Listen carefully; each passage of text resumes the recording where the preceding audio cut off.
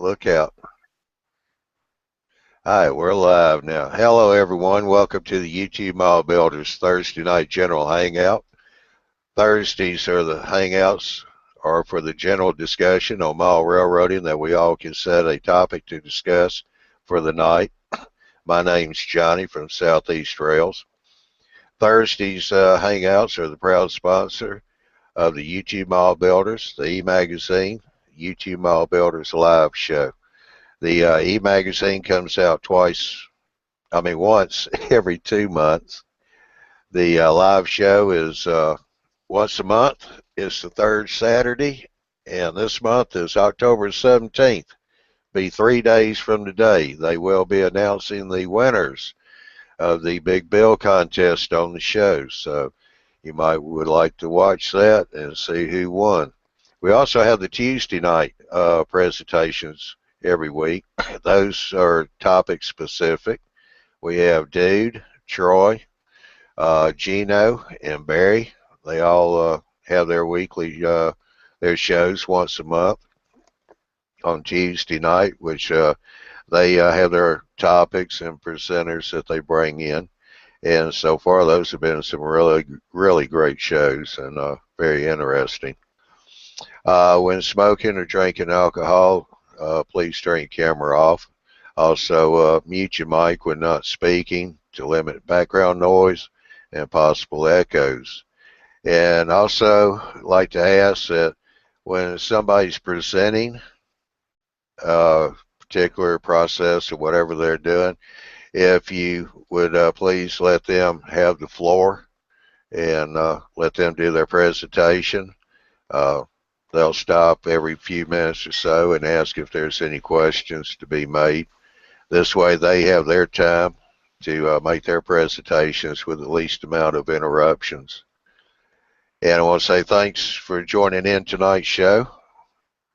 Thank everybody on the panel for being in tonight and the viewers.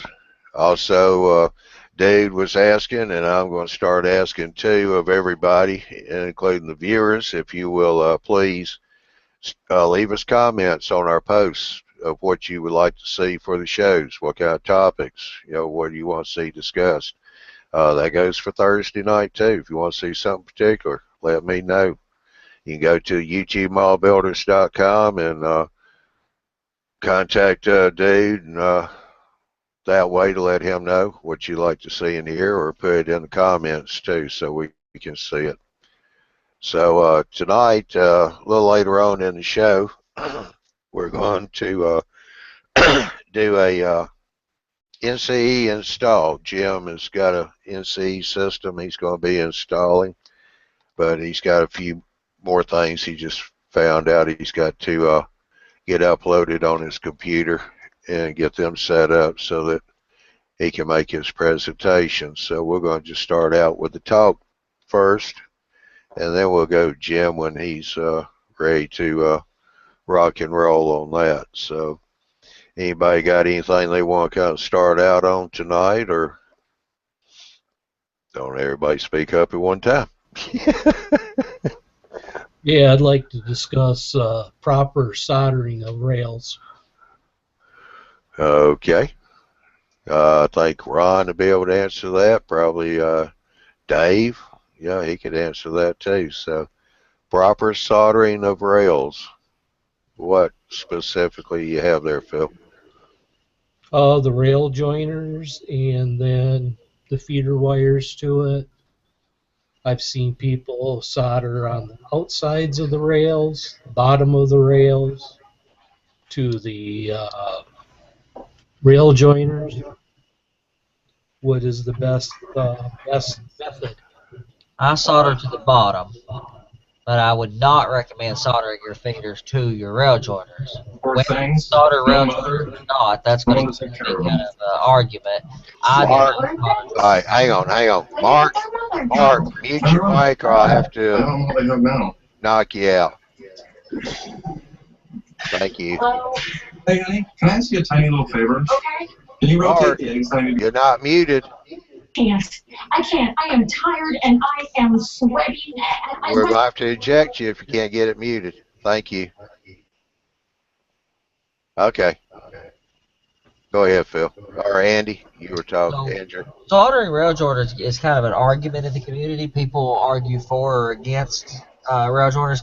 Some people do. Some people solder all of them. Some people recommend soldering a couple of them in a row and then leaving one loose so that you have some expansion and contraction. I would agree with that statement that I would not solder every rail joiner, and that you should maybe just solder the ones in the curves, for example.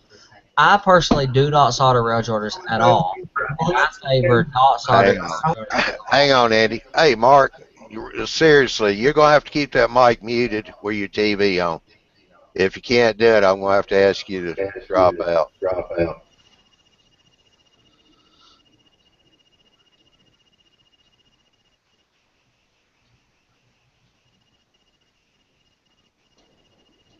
All right, let's try to get in. Get the info from somebody. Dave. Like you. So I don't solder rail joiners at all.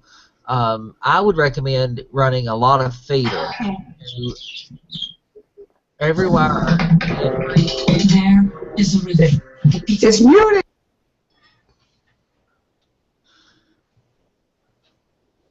I would Thank run a you. feeder to every piece of rail or nearly every piece of rail and not solder joiners at all. Or if you have a few short pieces of rail, solder those together and put a feeder on a collection of rails. But I favor more feeders, less soldering of rail joints. But people do it different ways. And I solder my feeders to the bottom of the rail because I think it looks better. But you can solder to the outside side of your rail, and that's fine too. If you'll slap a little paint on, it'll be fine as well. And I'm sure everybody in here, there's 10 of us. There'll probably be 11 different opinions on exactly how to do this. So, let some other people tell you their successes with it. Yeah, I agree. With my rail soldering, I solder as many connections as I can to every piece of rail. I do mine to the outside. I just put like a little dog bone or dog leg into the wire and strip it. And then I solder it to the outside, just make sure the outside of the rail is clean. I had a few pieces of weathered rail from microengineering, and I do not recommend getting that. It's a pain to solder to. You have to clean it really well for the solder to take to it. So I just use the plain nickel if I can. Flux it, get a nice pencil point tip, and you solder to the outside of the rails. I've seen some people solder to the bottom of the rail, like you were talking earlier. And when it does, if the joint gives way, it's a real pain to remedy that, because you'd have to take it up if you want to continue soldering to the rail. I was talking with a guy last week, over the weekend. I was helping him on his layout, and of course I got stuck with some of the electrical problems. And I noticed a couple rail joiners, rail soldering joints to the bottom of the rail. And he said, "Oh yeah, we gave that up. That was in the beginning of the layout. We don't do that anymore because it was a pain to solder that way." So he said, just kind of bend it around the rail and just make sure that you get a clean connection and solder to the side of the rail.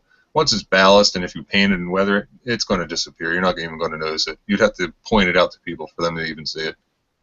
Unless you're Andy, he'll see everything with the track. There's always an Andy that'll come look at a layout. But I mean, I do agree that repair is a little bit more difficult with the rail solder to the bottom. Of course, with hand laid track, it's pretty easy to unspike, pull up a little section of rail, and fix that. But with flex track, that is a real concern. I also don't ballast as heavy as a lot of people do. I don't like ballast up against the bottom of the rail. I like the rail floating slightly above the ballast, which does show the wires unless they're on the bottom. I'll tell you, Troy, I think actually maybe even Dave might have been the one who was showing me how this was done, where he put a little hook in the wire and pushed it up against the bottom of the rail and then tacked it or soldered it in place with the rail or the track already installed.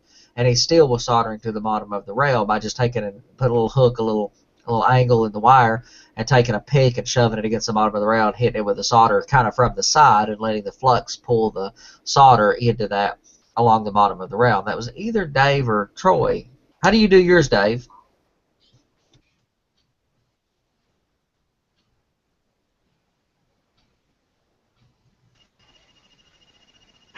I just use this telephone wire and cut it up and strip off an end, tin it, clean the rail with a little wire brush on the side, throw some ruby flux on there, and just touch it with tin the iron, and then touch it to the side of the rail. I don't do mine on the bottom. That's too meticulous.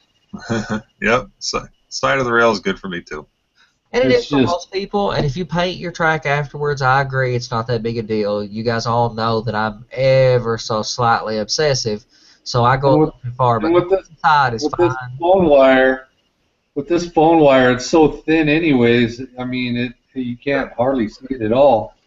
And as far as soldering the rail joiners, yeah, you can do one or two, but most of mine I leave snug, and that allows the track to move. I agree with Well, that. I do I'll not like solder soldering. together as if within a curve. I'll solder the pieces straight to the rail joiners, and then I'll bend it into the curve I want. But that's the only time I'll solder rail joiners. I'd agree with that too in the curves. And I've seen several people here lately doing that, where they'll lay the flex track out straight, solder a few pieces together so they have a 9-foot piece and making their curves that way. I think that's a great idea for how to do that. I don't solder any of it, but I would agree that if you are going to, soldering in the curves is the only applicable location. Or if you had a 3-inch little piece of track that you needed to fit in to get to a turnout or a crossover, solder a couple rail joiners so you don't have to put a feeder to those rails. I could see the point in that as well. And I won't solder my turnouts in either. That way, if I have to take one out to tune it up or replace it, I could slide the rail joiner over onto the piece of rail or onto the turnout. Yep. And lift it out. Yep, I would agree wholeheartedly. And like I said, how you ballast and how you weather and paint track is going to have a real control over what you can get away with, or whether you even care about how much you see. But if you paint your rail and track like you probably should after the fact, slap a coat of spray paint on it or something, that's going to cover most things up also. And if you ballast lightly, like I do, and especially around turnouts, ballasting lightly makes pulling a turnout out tremendously lot easier. And if there's ever something you're going to have to tear out and redo, it's going to be a turnout. Now, how are you attaching your track to your road bed? You have to. I hand lay, so that's a different consideration. I use, but you could use this in flex track. I use double-sided fabric tape. So that you can go in and pull out a piece if you needed to. Absolutely, sure could. Now, once it's ballasted, it's down pretty good anyway. The process of gluing it down with white glue, or I use Mod Podge, but that process adheres the track pretty securely. Actually, I put ballast down with a dry adhesive that I mix with my ballast. That's a latex adhesive, so the ballast is somewhat rubbery. Yeah, I've got a good question. What solder and flux do you use? I've had bad experience when I've soldered the joint, or I've fed it to it, where it's oxidized and gone green where the solder was. Yeah, I will say Dave mentioned the golden standard in flux is Ruby Flux is a godsend. It's incredible. I've never seen anything as good, and I don't use anything else. Ruby Flux is the ticket. But what you need to do also after you solder everything, you also need to take a little bit of soap and water and clean the joint with a toothbrush or denatured alcohol or something like that, because that flux still has the acid in it, and if you don't clean it off the track or your solder joint, it will corrode still because it still has acid in it. You got to neutralize it with alcohol or water and soap or something, and then it won't corrode anymore. Would you Yeah, not attach your turnouts? What's that? I said, would you not glue your turnouts down? Glue I don't. all the other tracks down and then leave the turnouts free floating? Yeah, that's what I do. I leave them in there. I make sure that I can slide the rail joiners over from previous mistakes I made, gluing them all down and then having to tear them all out because they were the wrong turnouts anyways. Now I just set them in there. I glue everything down to them, set the turnout in there, slide the rail joiners on to the other rail, and then that secures them in place. In my experience, when I was using commercial track, again, I hand lay, so it changes things, but when I was using commercial track and commercial turnouts in HO scale, they tended to get a little arc in them, like a reverse bow, like the frog wanted to kind of ride up a little bit.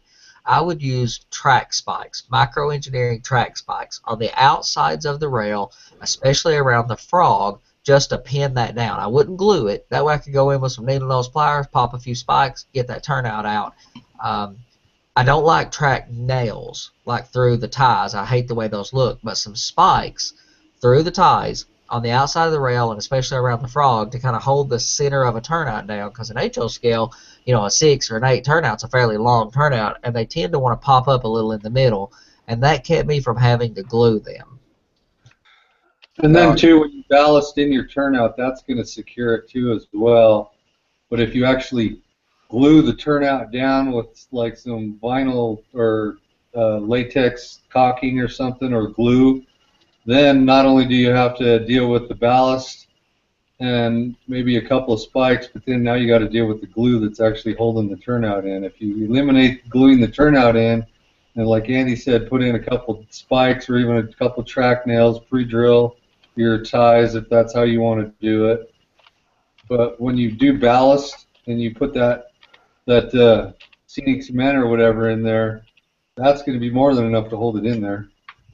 That also, what Dave's saying, also makes it real easy to reuse turnouts if you decide to change your mind on how something's done. You can take a turnout out, throw it in in the kitchen sink with some warm water and suds, and get most ballast and ballast adhesive. White glue or something will break down under water after a little while. So, I mean, that's why you stay clear of like yellow glues, for example, because they're not water soluble. Go with a water soluble glue. You can throw it in a tub of water, and you can get all that ballast off. But caulk, you'd never get off the bottom of it, or anything else. You'd never be able to reuse a turnout or get it cleaned up, but you can get the ballast glue off. Yeah, I'd put just a tiny dab of 50-50 white glue in the middle of the turnout. Just that little dab to hold it down, and then hit it with a little bit of isopropyl alcohol to make it spread right out. And that just holds it down enough while you're working. And if you do have to take the turnout up, I just get a knife and just run it underneath and cut that glue off in that one tiny little spot, and they can lift them out and replace them. Now what I did, not that it was right or wrong, is I laid all my track down. Once I had everything exactly where I wanted it, including the turnouts, I took the track nails, which everybody hates, and a couple rail ties back away from the turnouts, I put in a track nail. And each end of my curves, I put a track nail. Now everything's held in place, nothing's moving. The longer pieces of flex will, of course, flex side, left or right or whatever. When I go to put my ballast on, my ballast will glue all my track down once I add the 50-50 mix of Elmer's glue to my ballast to glue it down. That'll glue my tracks down. I'm not putting glued ballast over my turnouts. When I go to lay the glue and ballast down, I'm going to clip the ties out that have the nails and just pull them out and then slide another tie in there. So that way you won't see the nail heads once everything's completed. And I'm not gluing any part of my turnouts down at all, and I'll just sprinkle a little ballast where needed to cover whatever, but make sure it doesn't get into my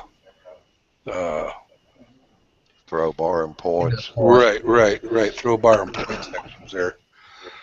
So I think that's a good way to do it. What you're doing is going to work real well for you. I would recommend considering a glue other than white glue for ballast because it makes it shiny. in my experience, it makes it shiny. I like Mod Podge. It's basically white glue, but it's dead flat.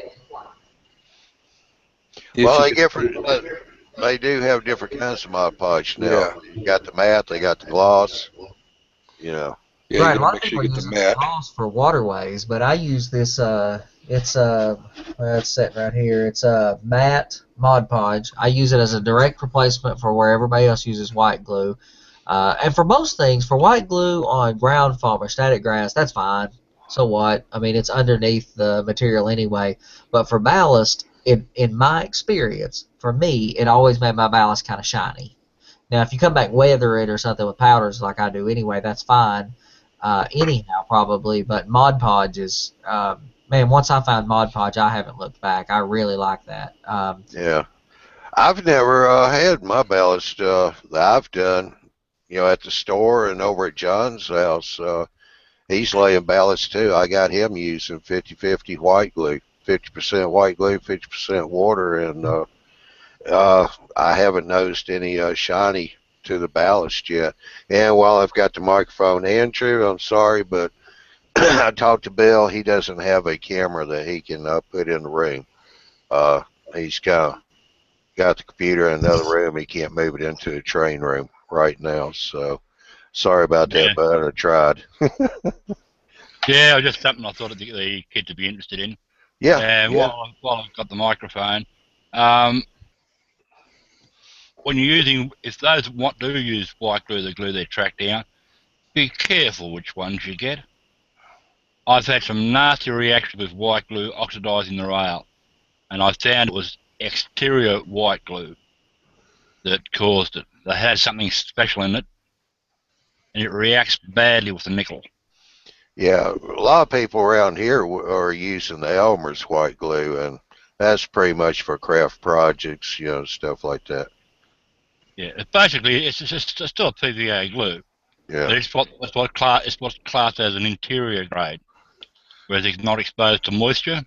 But the exterior grade PVA glues, they have something in them to stop the moisture from softening the glue, and that's what reacts with your nickel plate rails. Yeah, you definitely want water soluble white glue.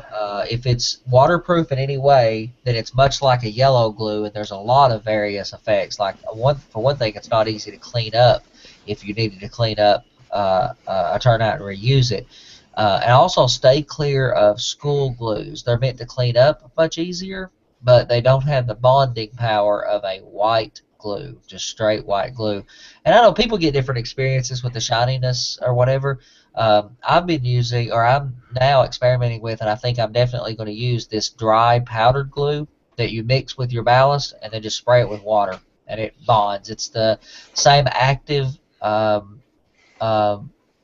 bonding agent that's added to grout. It's a latex, dry latex powdered adhesive. You mix it with the ballast, and all you have to do is wet it.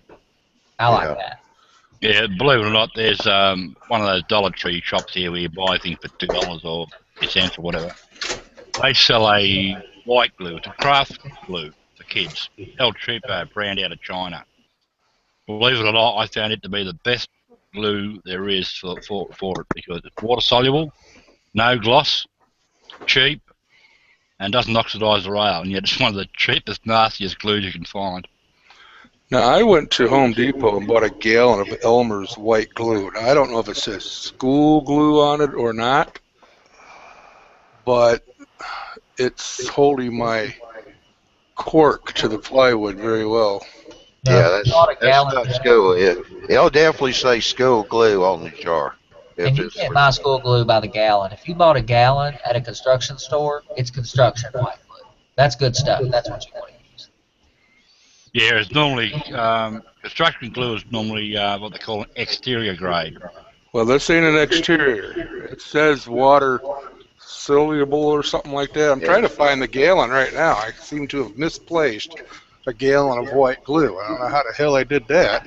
Well, if it's white glue, it's water soluble. If it's yellow or wood glue, then it is not water soluble, and it's meant to be. But there's also white glues out that are not water soluble. But typical Elmer's white glue is water soluble. You cannot put it outside, but it's also perfect for what we're doing.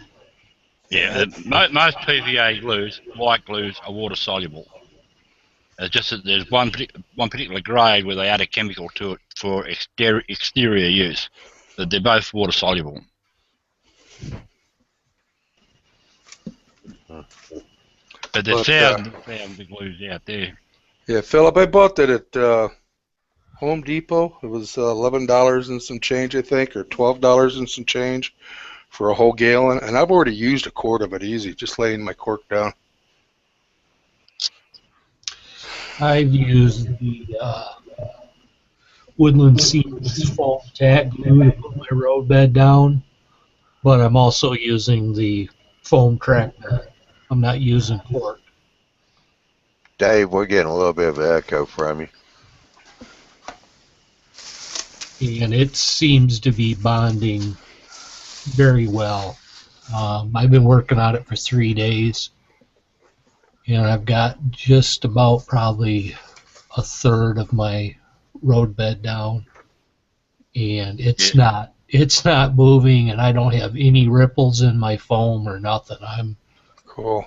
pleased with how it's working, but you can't just take the strips and glue it down around a corner. You've got to split them because it's that, I'm HO gauge, and it's too wide to try to get it to curve. You got to cut it down the center, and then it bends well. You're supposed to split it down the center and then reverse them, and that gives you a bevel.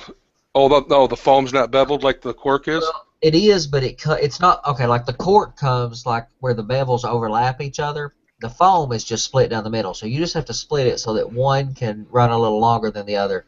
And that was something I was going to mention is what type of road bed you're putting down is really going to control how you adhere it. So if you're using cork, there's a real cut and dry set of standards because cork's been around for 50 years or something. But the foam is you've really got to do some things different to use the foam road bed. Yeah, Andrew's showing adhesive, I guess he uses. Yeah, I don't know if you get it in the States or not, but it's called Sally's PVA wood glue. It's hard. There's two types. There's this is an interior one. I recommend. Don't use the exterior on nickel. It's called Aqua Hair. It's water soluble, dries clear, matte finish, non-toxic, brilliant stuff. Yeah, Selleys is very hard for us to get over here. I've been trying to find a source for the Selleys spray adhesive. All those guys rave about how awesome it is because the 3M spray adhesive has kind of a thick, somewhat opaqueness to it. And all these guys are saying the Selleys is so much better as a spray glue, but I'm having a very hard time finding a source for it in the States. Yeah, but if you can get your hands on Selleys, it is a little bit dearer than most other glues, but it really is a good glue because it dries clear, matte finish. It's water soluble, so if you've glued your track down with it, all you have to do is soak it. I normally just put a wet rag over it and leave it there for a couple of hours, and it just comes straight up again. That's with the interior. The exterior, a devil's own job getting it up once it's down.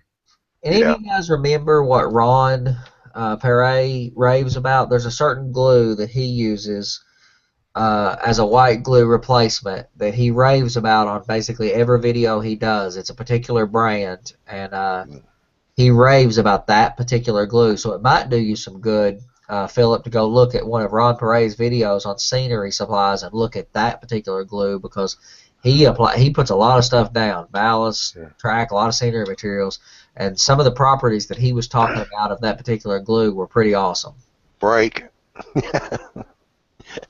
Got a comment here. Dude said, I used foam for a long time and love it. Then he posted on the road bed. Okay. Yeah. The best thing I do is suggest to anyone is get a very small bottle of glue, PVA glue or whatever glue you want to use. Try it. Find which one works best for you. This Sally's one, because I'm in the tropics, this is brilliant. And it's very humid area here, so works. But other people down south, they reckon they don't like it because they get the snow and the ice there, and then it's very cold, and they reckon it goes cracks. But others say it doesn't. So experiment, find what suits you and what you're happy with. That's the best thing I can say. Okay. I will grab Mike a second. Just wanted to let the guys know that are in the Q&A. If you got questions, please post them so we can try and answer them for you. Okay, back to you guys.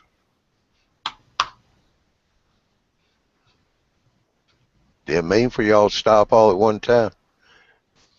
Them skid marks hurt. Well, that answers your question there, Phil. Yes. Okay. Yes, it did. All right, good. Is Andy all right? He's suddenly gone quiet. No, Right. I've not fell out of my chair. I'm good. I'm good. He's contemplating. Yes, Woodland Scenics recommends using their foam tack glue to glue the track down to the foam. Of course they do. What's that? Of course they do. Of course they do. But Well, I tell you what, Andy. Before you get started on that, I will tell you that Woodland Scenics grass mat that they have, this vinyl backed and all. Yeah, use their glue.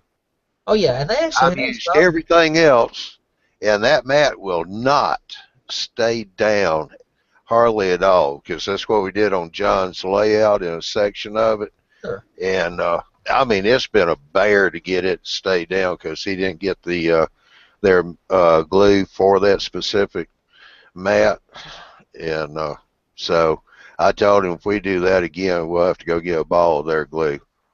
Yeah, and I don't know what the difference is in scenic cement versus white glue, but years ago I used to swear by scenic cement. I really liked it. It's more flexible. You know, it has a more of a vinyl property to it. You know, white glue has more rigidity to it. And I was having some experience where the wood would expand. I was using plywood at the time for road bed, and the wood would expand and contract and put some cracks in my ballast occasionally, where where things would expand and contract at different rates.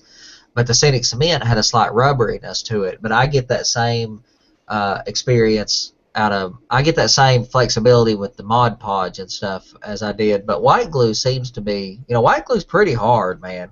I mean, if you pile up a kind of a dollop of it on a piece of wood, let it sit there a few days and dry, it's pretty tough. Now that's a jug of glue, brother. Right there. Elmer's Glue All Interior. And all that 5-gallon drum? No, I looked. Yeah. But it's down to here already, and all I did was glued my cork down. I didn't dilute it. I spread it out with a little paintbrush for the width of the cork, and I didn't have to pin none of the cork down or anything. It stuck right down. Once I put it on there and I pressed that cork down on that wood a little bit, it was there. I mean, you could lift it up for a mistake or something, but it was down enough that I just set some soup cans around in a couple of spots and just kind of made sure it didn't move, I didn't bump it or whatever, but it had a pretty good tackiness to it. Yeah, you know what? A lot of people recommend diluting white glue for like everything, and I'm not saying I do dilute glue when I'm adding it on top of scenery that's already in place. So if I have dirt or scenery that's already down, I'll soak it with isopropyl alcohol and then take a eyedropper and drop diluted Mod Podge or white glue, if that's what you're using, onto it. But 90% of the time, 98% of the time that I use glue, I use it full strength. All right, got a comment here from Pro FKLYZLR. Oh, that guy. Come on, pronounce it. He's got up here, he says Scenic cement has more acrylic content. PVA is literally polyvinyl acylate. Awesome. Different animals. Yep. And I did like the Scenic cement. I have went away from it with the Mod Podge that has somewhat similar properties, but the Scenic cement is okay. My problem with Scenic cement is I could not buy high enough volumes at a reasonable price. Basically, it come down to money. I had to buy very small quantities at too high a price to build a large layout. Real quick, Jim, Mm-hmm. Does Chris have your email? No, I don't think so. I was wondering if any of you guys had his phone number. No. Okay, never mind. That's all right. All right, we've got room anyway now. I mean, we were running 9 people. I didn't know if he might have been trying and got room was too full, but now we've Mark has dropped out, so he should, if he's trying, he should be able to get in. Well, by all means, if somebody can get a hold of him, message him on Hangouts or something like that, and you need a spot, by all means, let me know, and I'll fall off so he can get on here and help No, you. we got it. We got it. Yeah, I'm due to go anyway. I got tiddlywinks in another half an hour. Yeah. But yeah. Well, my main purpose of using the multi-purpose glue all, Elmer's white glue all interior, was so that if I needed to remove some track because I wanted to redo something, I'd be able to soak my ballast down with some water and let it loosen up that glue where I'd be able to get it up fairly easily and then be able to wash all that stuff off the track. And I don't know if I could get the cork up as easy, but that's easily replaceable. Yeah, the cork you'll have trouble with because although it does absorb water, the water does soak through far enough to actually reach the glue. Right, whereas with the ballast, it'll actually permeate down through the ballast into the glue and release the glue that way. And you can get the cork up. You just can't reuse the stuff. Forget Right. reusing it. Just it will come up, and it should come up somewhat cleanly with a good clean putty knife. But it's just never reusable. Of course, it holds its curve, and the glue soaks through it. But cork's cheap, so. Right. Well, when you squeak when you walk, you try to reuse everything you can. Well, you squeak a lot. Well, do you pass Scotland? And that's why I bought the whole gallon of glue. And I thought, are you kidding me? I'm buying a gallon of Elmer's glue.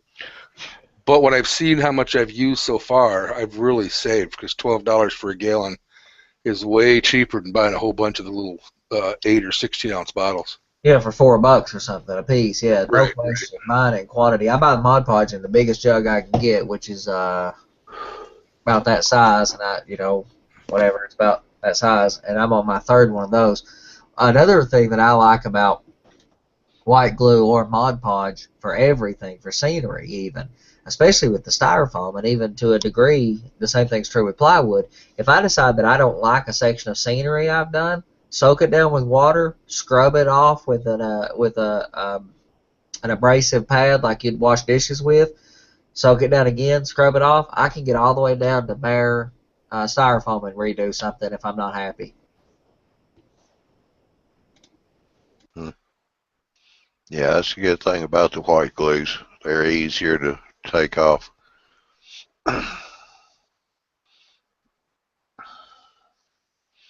But what about taking pictures of layouts? Anybody here had any experience that they want to share with that? Doing videos or how they do them, how they like to do them? I use my camera. I use my phone most of the time. I know that's not the best. There's a lot of better cameras out there, but my phone's in my pocket. I'm like, all right, I want a before picture of what I'm doing. I take a lot of pictures of my layout. Catch you later, Andy. Andrew. See you, Andrew. I take a lot of pictures of my layout, especially as I'm going through the process. So maybe later, if I want to go throw a few pictures up on the G Plus page or write an article about something, I would have some in-process pictures. I do it all with my phone, which is an iPhone 6 Plus, which takes pretty doggone good pictures anyway. And I had been shooting videos with it, but here recently, I bought a GoPro, and last night, I think it was last night, me and the Bob were talking. He just bought a GoPro also. Those are, for the money, pretty doggone good cameras, and I've already set mine on a flat car and pushed it around my little short stretch of layout. A GoPro's a really fun camera. It's not, it's not as good. Like Jimmy has a really awesome professional camera. That's awesome. That's no doubt. A GoPro or an iPhone camera is never going to compete with that. But the iPhone's really convenient, and the GoPro will go places no other camera will. Yeah, a little advertisement note. It's for sale if anybody's interested. Yeah, I thought I'd plug that for you a little bit, brother. I was opening that door for you. I set you up for that spike to run that one home. But he does have a really awesome camera. And also, the sad thing is, my wife has a really nice Nikon 18 megapixel camera or something, and I have not shot a single picture of this layout with it. It's too much trouble to go get that camera out. When I'm working and I want to shoot a picture, I just flip my phone out and take a few pictures. So I'm not the best person to ask because I take the easy way out instead of the good way out. Well, let me put it this way, because we all know that if you are going to take a picture or do a video, you definitely want the camera on the tripod to eliminate shake. If you're using a telephone, you definitely have to learn to move it very slowly, or otherwise it looks like you're doing 200 miles an hour across the layout. And I put my camera on. I put my phone on my tripod with a little spring clip. That's a trick I got from Joey Ricard, who said do the same thing. So I turned the tripod upright. I don't know why you would ever do this with a tripod with a normal camera, but mine will pop up and the base will kind of stick straight up in the air, and I spring clip my phone to it. Also, another really good trick for that steadiness factor is use that timer. I set the timer for like 2 seconds, which gives me just enough time to step away from it where it's not bouncing anymore from me having tapped the take photo button. So set the timer for 2 seconds and clip it to something. Yeah, we got another comment here. And I'm going to have a problem reading this one. Story rules over equipment.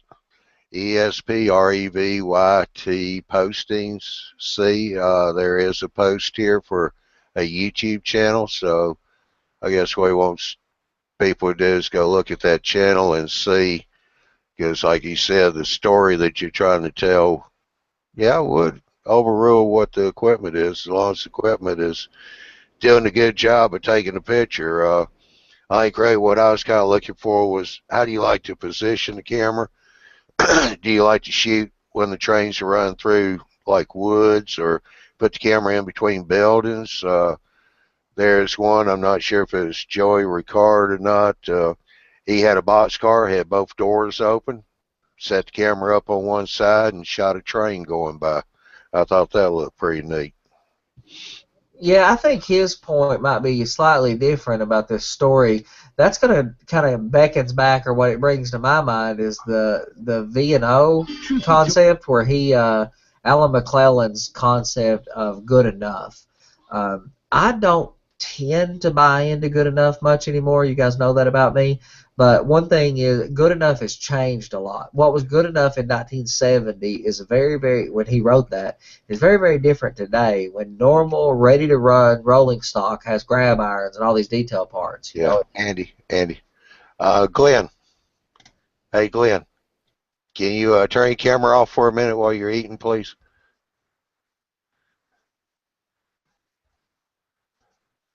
Thank you, sir. All right, Andy. And I think that maybe what he's suggesting is discussion about the story versus equipment.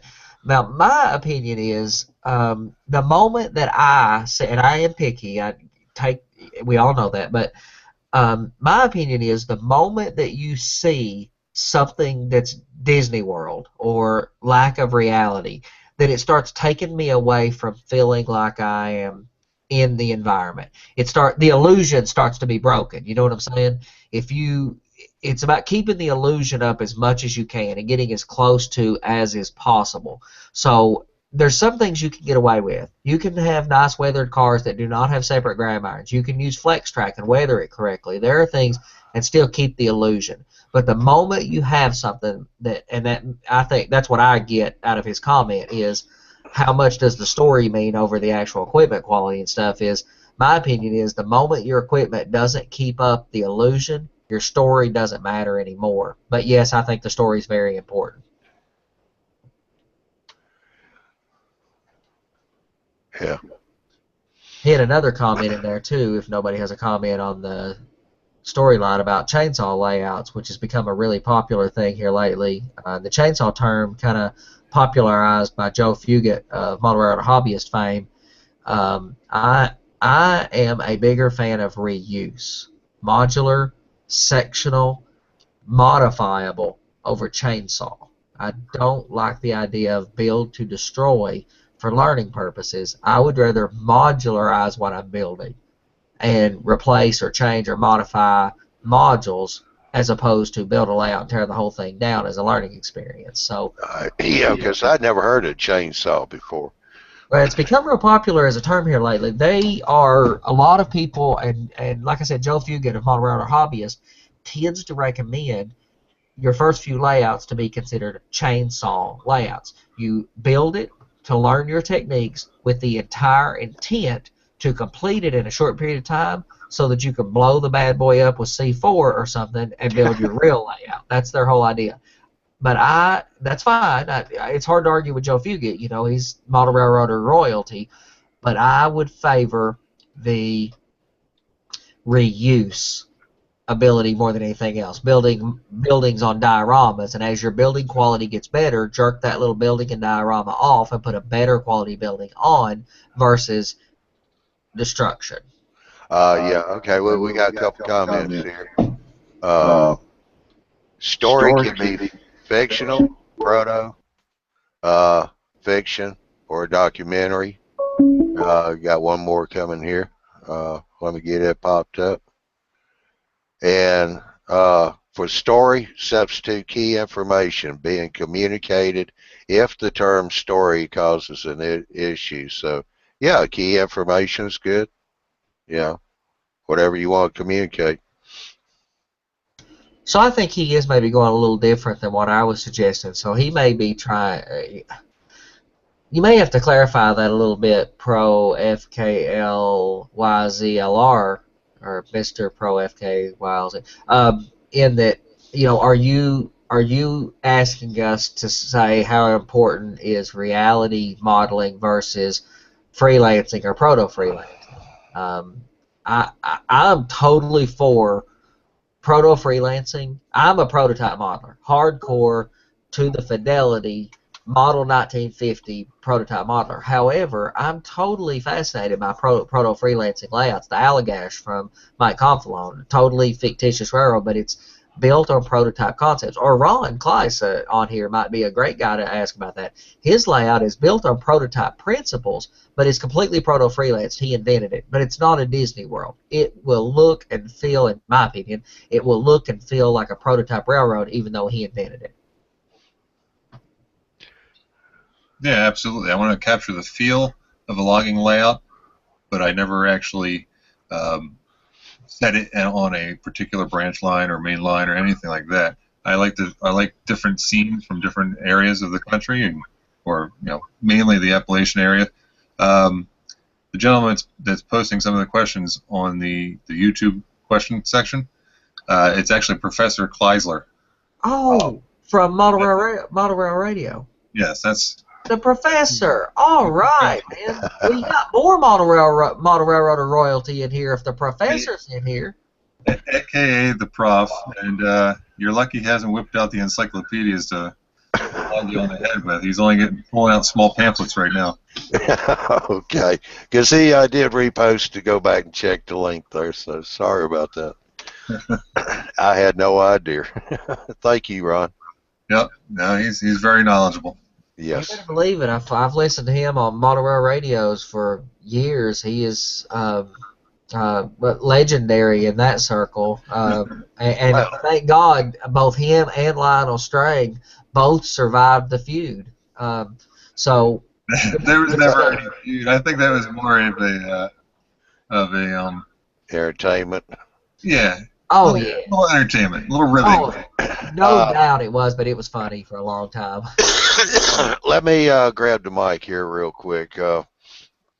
Professor, if you have a microphone and don't want to be on camera, you're very welcome to join the panel here. We do have room, and I'm sure these people would like to hear from you. So I did post a link in the comments there to come in on the panel. It's the panel link.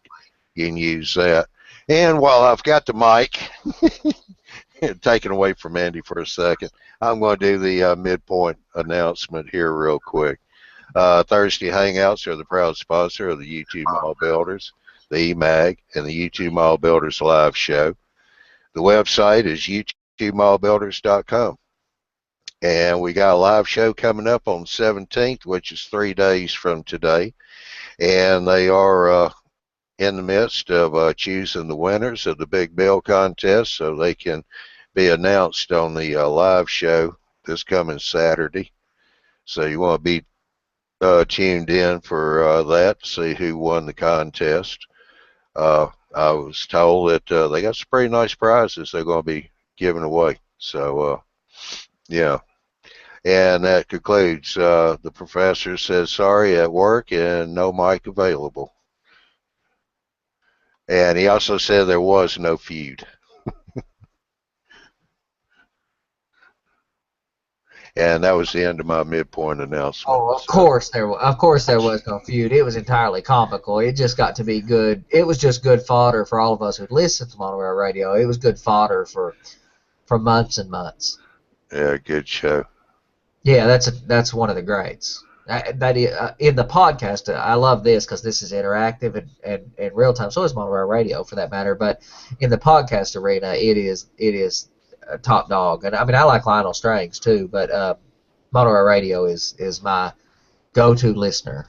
Yeah, he said that timing of the shows isn't conducive for East Coast office workers hours. Oh yeah, we've had that problem a lot. I mean, Sven had a hard time being in here because it was like 4 a.m. for him. It's, the only reason Andrew is able to participate as well is because he's retired. So it's tough for us. It's tough for us to find a good time for East Coast and West Coast of the U.S. to be, in at the same time. Yeah. Well, Johnny, it's 11 o'clock. I think we got Andy in here.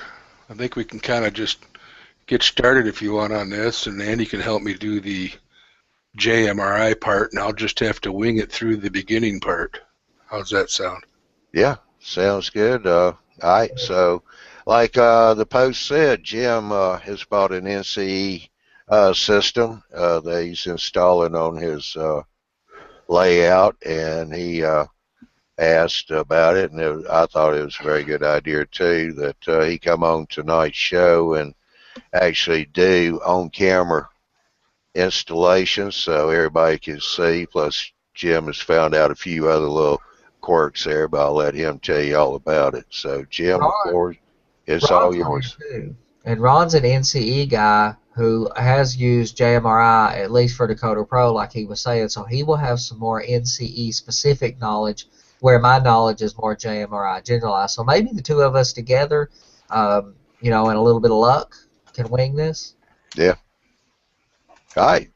Okay, well, in order to use the NCE Power Cab or Pro Cab with JMRI, you have to buy the NCE USB interface, which I have purchased.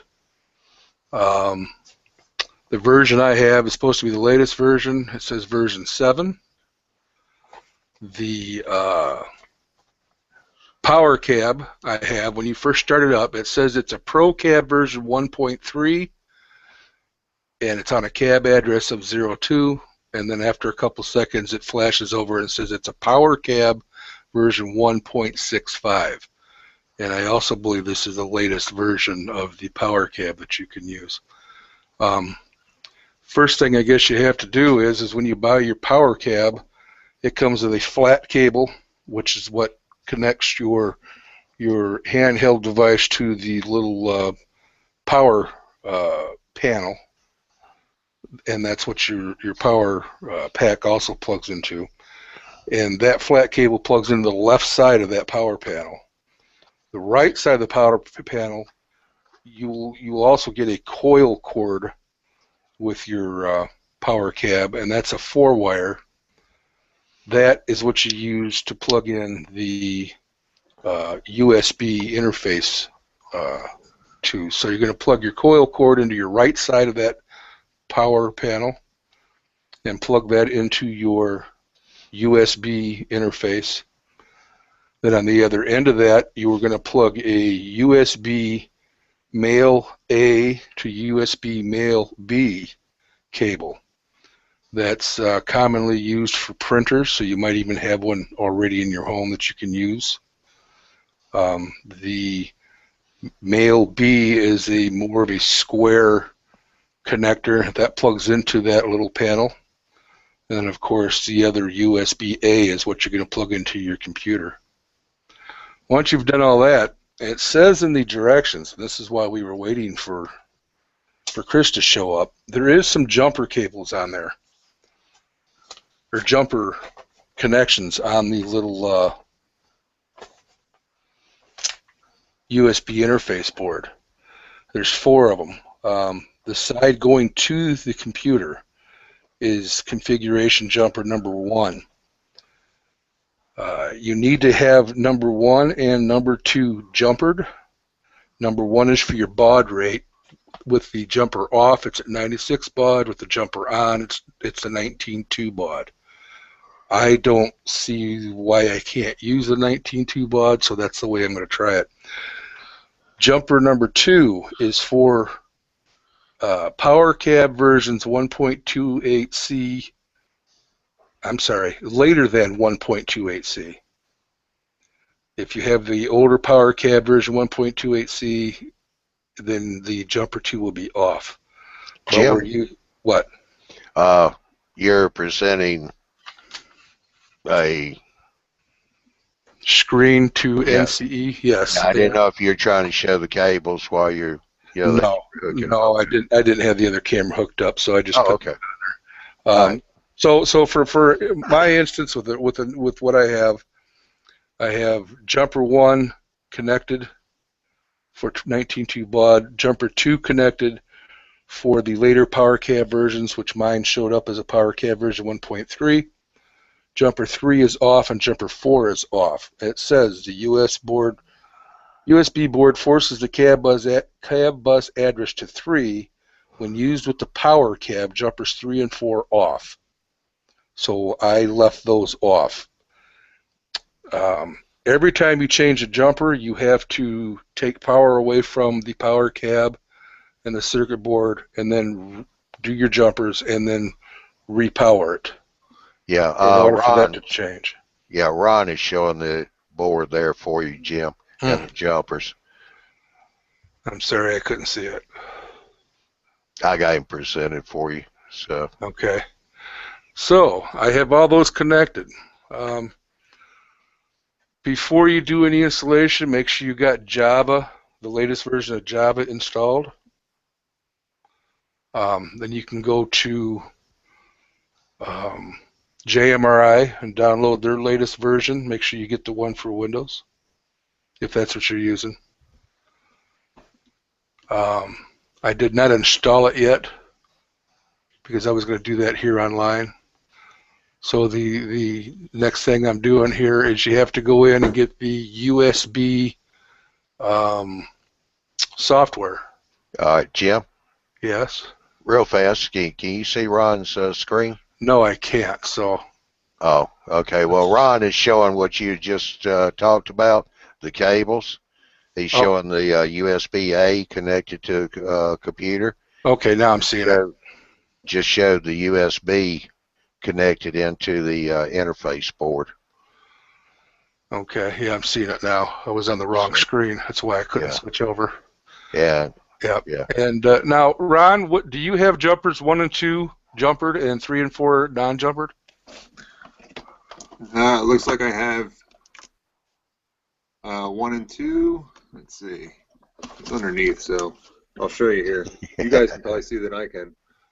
Yeah, can't see it. So the light isn't right or something. Yeah. Oops. Looks there like you've only got number 2 jumpered. You do not have 1 jumpered. He's got an older system, too. Well, number 2 is to be jumpered if you have a future version which is higher than the 1.28C. So he must have a future version other than what they're talking about in the manual. So I don't have a problem. I'm going to go ahead real quick, and I'm going to take my jumper 1 off and leave it at 9600 baud, because if it's working for him, I don't want to have any confusion when I'm trying to do this. So I'm going to take that one off as well, and then I'll have to turn my system off and repower it. All right, well, I'm going to represent you, Jim. So Okay. you said you was going to show everybody where you went on the website to get that driver. Yep. Which I'm getting ready to do here. I'm waiting for my engine to start so I can shut the volume down. Okay. Start your engines.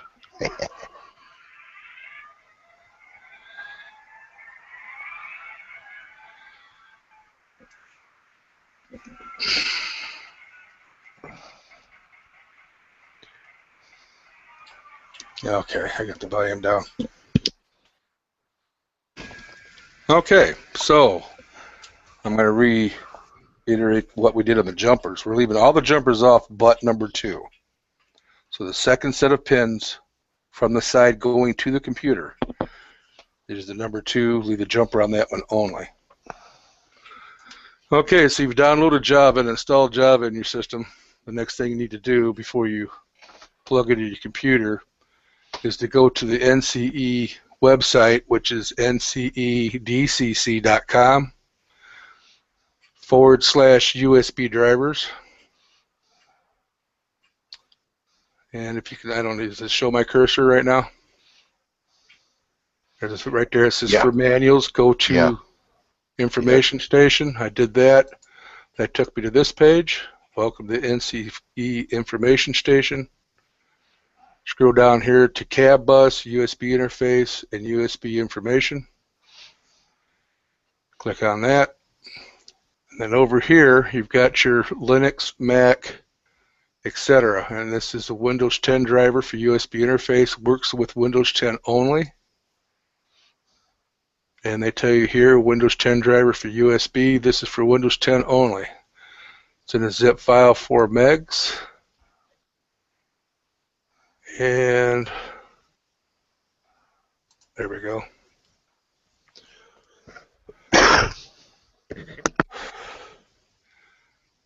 Tell it okay.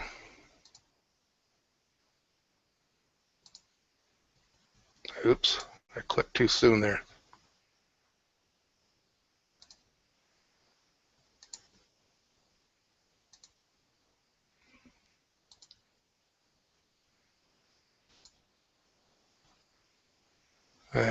Use evaluation version. I'm sorry, it's a brand new computer, so I haven't gotten everything done yet. Holy cow, what's all this? Welcome to WinZip. There we go.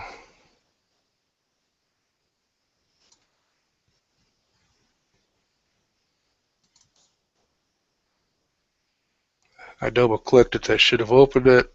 It's a note text. And I'm 64.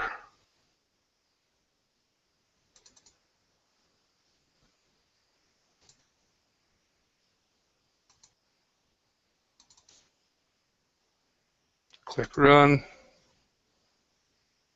Click yes, I wanted to make changes to my PC, and I hope I did.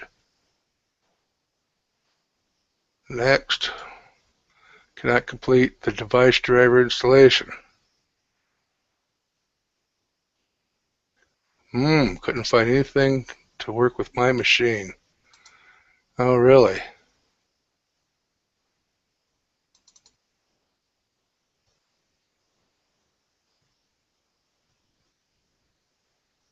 Andy, are you handy?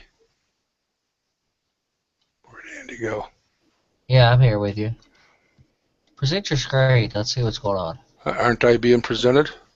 I don't see. I just see stew line. It says I am presenting to everyone. Oh. Anybody else see a screen? Let me make sure I go back to a screen share here.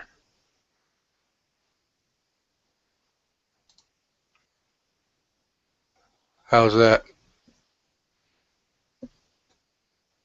Am I presenting? You see it? We got you now. Okay. Well, let's see. I did the 64 EXE, and it says it didn't have one for my system. You'll have a 64-bit system, but we can find out real quick if you want to go to your it's system properties out of the control panel. Take a look at it. You can, Windows 10 should be 64, shouldn't it? actually, I'm pretty sure Windows 10 is all 64-bit. That's what I thought. Yeah, I'm pretty sure it is. Well, you're trying to install it out of WinZip too, so let's extract the whole thing instead of just trying to run that. That's going to be your problem. So go to the root. Well, it says right there, it's Silicon Laboratories, Windows Microsoft Hardware Compatibility Publisher. Right, but you're trying to run it out of a zip archive instead of extracting it. So what you need to do is go to the root of this zip. Go to where this zip file is in Windows Explorer instead of trying to use WinZip. Yeah, well, I don't know where that's at because this is a new computer and I don't know how it's set up. Well, it's wherever you saved that file to. Yeah, like I said, I don't know where it's saved to. It'll be your downloads directory. So just go to your downloads and right-click, extract all, and that will extract it into a folder. Then go in there and run it. That's what your problem is right now. We lost your screen share again.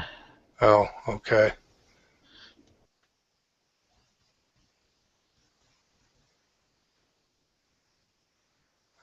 I don't have.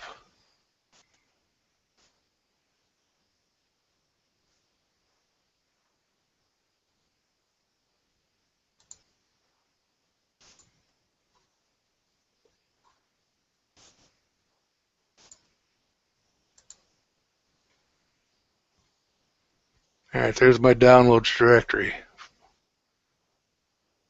That's a JMRI software, and that's something else. Yeah, go download it again so we don't have to try to find it. Just go to wherever that downloader was for the USB driver. It's in the WinZip, I guess.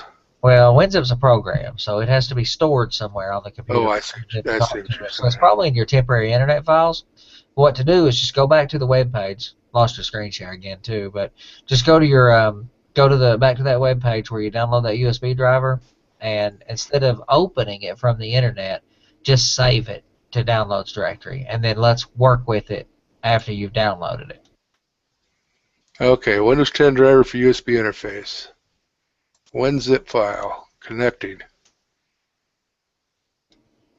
And I'd agree with the professor who mentioned in the Q&As about a team viewer session or something, or we had talked about using GoToMeeting, which I keep a session of. Yeah, so you want to just download that. You can either click on it and click Save once it does that, or you can right-click on it and choose Download.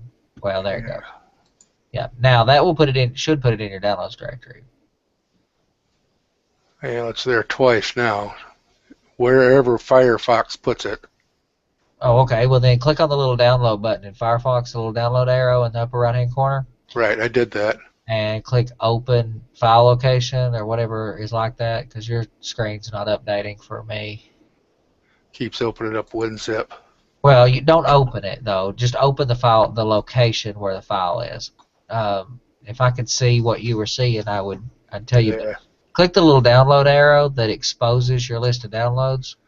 For some reason, it stops screen sharing every time it changes. So let me. Well, and what you need to do is open the location where that file is stored to. And sometimes there's a little magnifying glass that will do that. Or okay, do you see my screen now?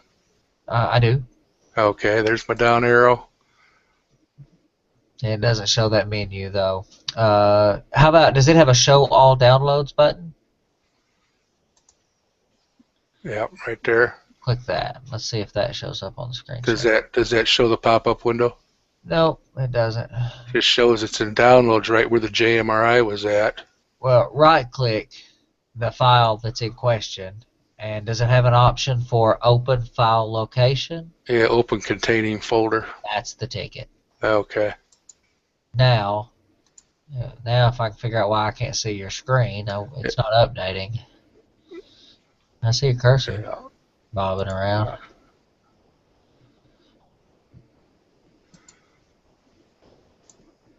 So let's try this. I lost your screen share again. I know, because I closed that one window so I could try to share another screen. Oh, okay. All right, just want to let you know. Because it's a pop-up, so there we go. Now you should be seeing it. Yeah. Yeah, now right-click on that file. Oh, okay. And then go to,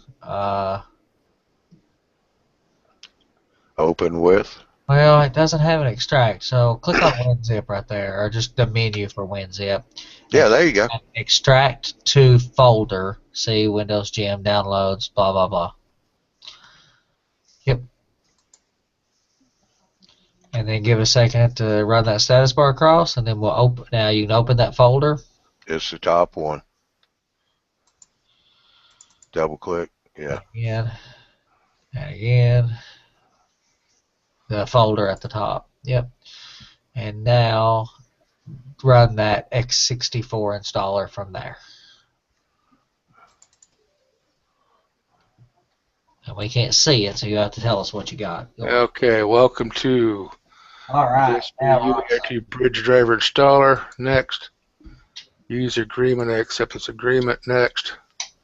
Now it's installing. So yeah, I just didn't like doing it out of the WinZip folder. For Yeah, some reason. it never does. Okay. Y'all keep on. I got to step out for a second, and I'll be right back. We'll be good. All right, it says driver name, Silicon Libraries Incorporated, status ready to use, finish. Okay, well, what a hiccup that was. Whenever you try to do this, don't try to install it out of your WinZip because it just doesn't like it apparently. Now, what it is it can't find all the associated files that it knows it needs, but it can't find them. Alrighty, so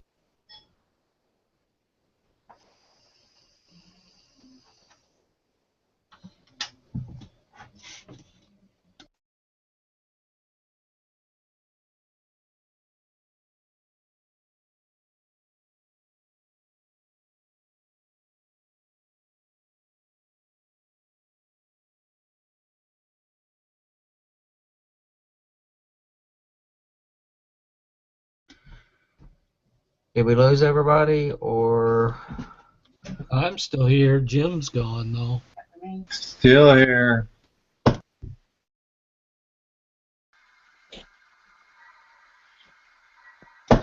All right, back again. yeah, the joy of hitting the wrong tab. Alright. So we got the USB driver installed. Now let's Yes. get Jeremy Now, installed. do I plug this in before or after I install the JMRI? I think I plug it in first, as I believe that's what the manual said. You can install JMRI with or without even having an interface. So if it were me, I would have done what you've done so far, and then I would install JMRI, and before you go launch it, then I would go plug in all the miscellaneous stuff. But to each his own. Okay.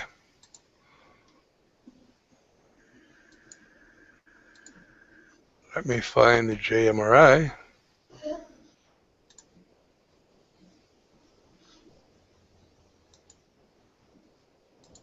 Yeah, Professor, it mentions that WinZip hijacks that extract to option from the Microsoft menu that I was looking for, and that doesn't surprise me at all. WinZip hijacks a lot. For all of you guys installing software to deal with these kind of things, there's a program called 7-Zip. It's free. It does not, like the WinZip, is not a trial version, does not try to get money from you, does not hijack your computer. I really like 7-Zip.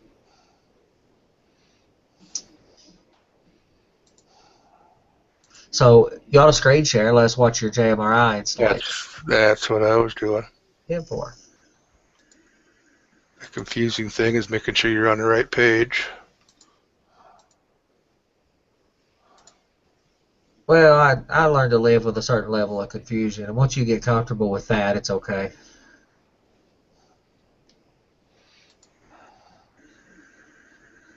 All right, install for anyone using this computer. Next. Yep. And just leave everything the same? Yeah, just next. All right. Next. Yep.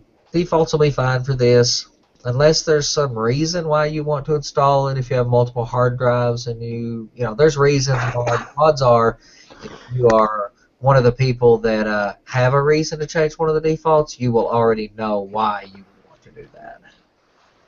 This is like most programs. You just click next 9 times and hope for the best.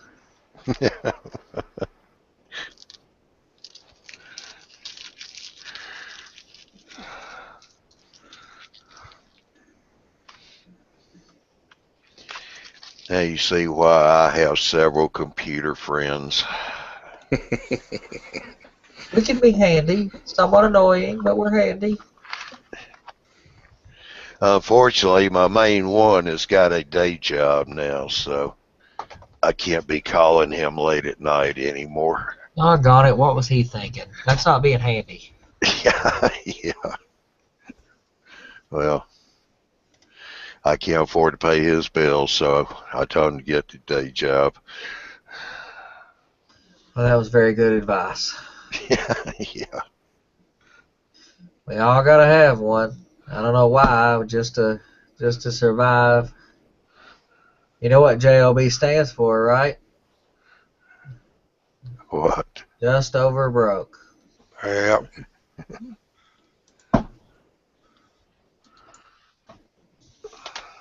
Alrighty, so I should have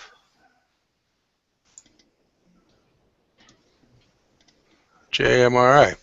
Now I want to start up Decoder Pro. I normally launch, you launch it, any of them launch kind of the same thing. I launch Panel Pro as my root launcher. You know, maybe some other people who have experience with JMRI and Ron may offer a different advice as to how to enter the program. I launch Panel Pro. That's what I set my computer to launch. Once you launch Panel Pro, you will have the access to the preferences, which is what we need. Well, the only thing is that opens up 3 different windows. I got Preferences, Panel Pro, and JMRI Help. Yeah, Which and one what do we we're want going to want is, just a second, mine's launching. I closed it a minute ago when I had way too many things running when we were watching videos on my computer. 1 second and I will be in the interface.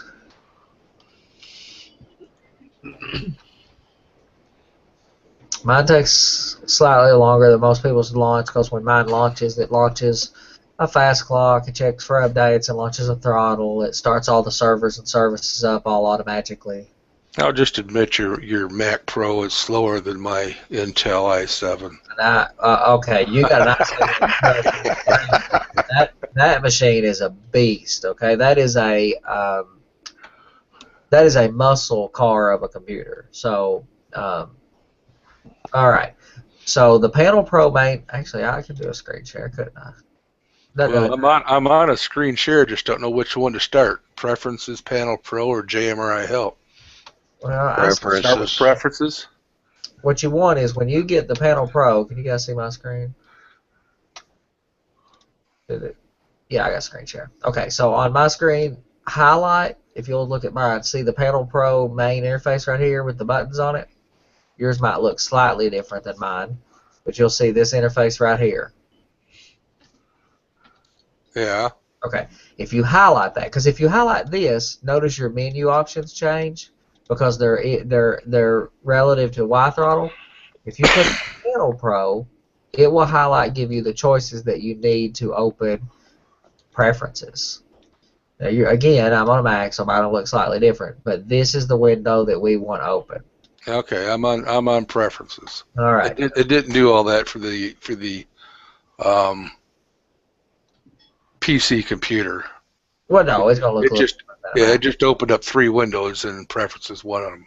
Well, it makes sense that it would launch preferences to begin with. So I'm on Preferences. Can everybody see that? Am I sharing?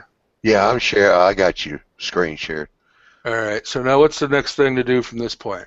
Now we've got to set your interface. So system manufacturer, and this is where we lost Ron. Awesome. I'm not an NCE guy specifically. Do I want to plug in the USB cable yet? Yeah. Okay, so actually, let me do that. Might even have to close JMRI. Actually, I'm pretty sure you do. So go ahead and plug it in, close JMRI, and reopen it. Okay.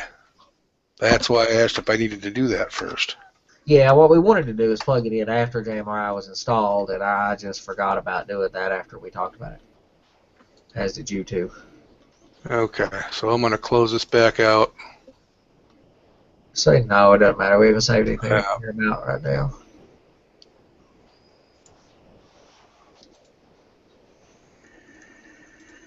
All right, let me start the Panel Pro again.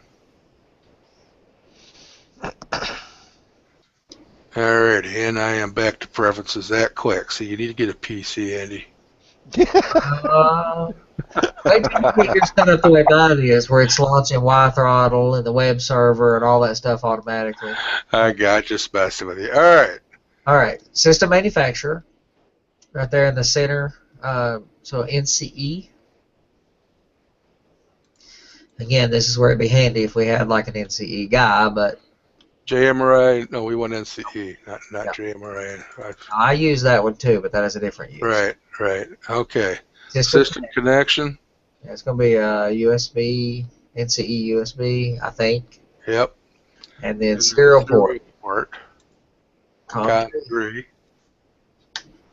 USB version. I don't. Drop that down. Let's see what options. I just choose that one. Okay. Well, I got a version V7-X-X, so I'm going to go with that. Yeah. Because that's what my USB panel says on the manual. Okay. And I have a power cab. Yep. Connection as prefix. I don't know what the connection prefix. So it says N. Anything you want. That's how you name it, and then the connection name is NCE, or you could name it your layout or whatever you want. Doesn't matter. Okay, that's good there. So is there a save on here or what? Nah, you just go close the thing and you save it. Or there's a save in the bottom left-hand corner, by the way. Oh, okay. There it is.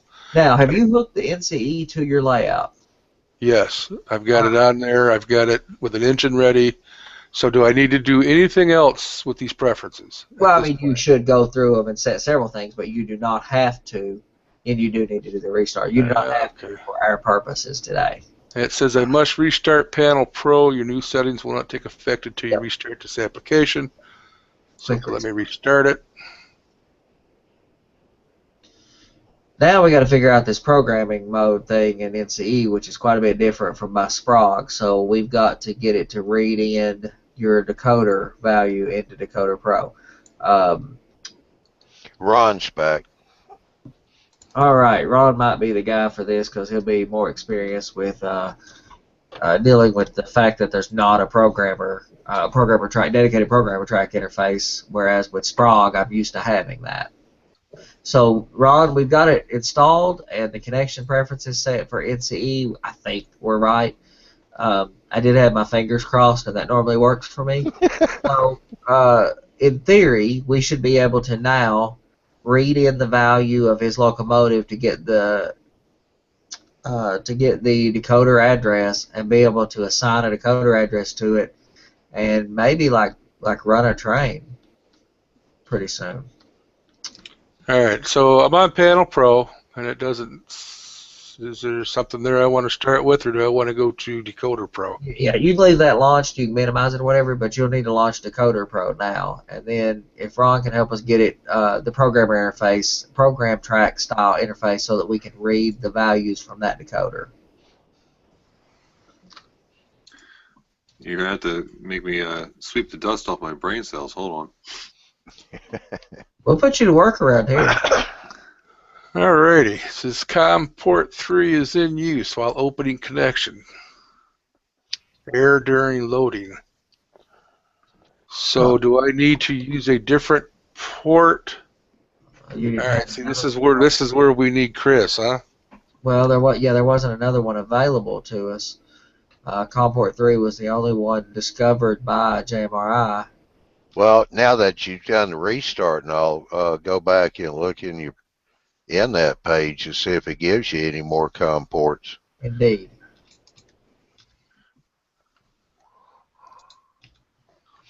Good deal. That's why we keep Johnny around. Still says COM 3. Yeah, that's all. That's all. Yeah. Uh-huh. So you're just looking to get to the to programming an engine first. So you would have to go to Decoder Pro first. Yeah, we was on Decoder Pro, and it says that COM port 3 wasn't available. I'll show you where I'm at.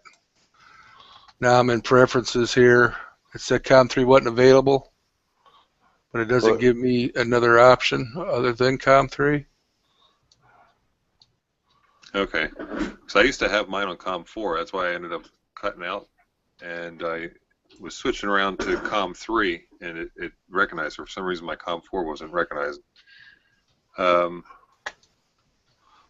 So now I'm at the startup screen.